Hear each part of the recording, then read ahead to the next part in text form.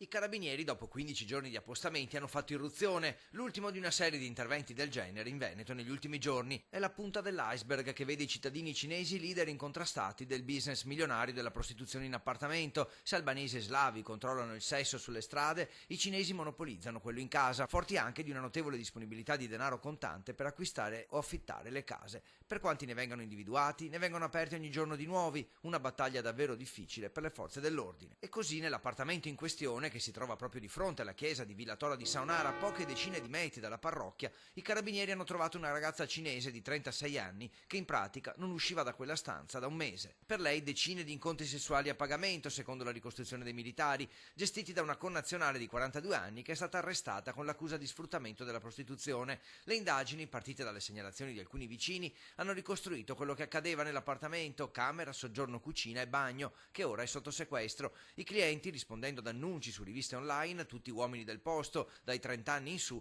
salivano al primo piano di questo condominio recente e ben tenuto, trovavano un segnale di riconoscimento, un nastro rosso alla maniglia e pagavano 50 euro per una prestazione sessuale, secondo i carabinieri. La donna arrestata è stata trovata in possesso di 4.000 euro in contanti, che sarebbero il frutto di 3-4 giorni di incontri a luci rosse. I residenti, che evitano le telecamere, fanno capire che la situazione era nota da tempo. La vicinanza alla parrocchia sembra ormai non scandalizzare più. Ormai in questi tempi tutto è lecito.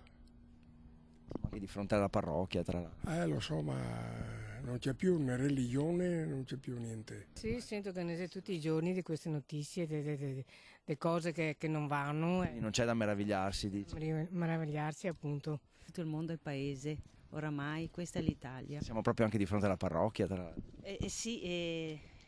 Sì, è vero, è di cattivo gusto, ma queste cose non c'è. Quando uno ha questi interessi non si fa tanti scrupoli.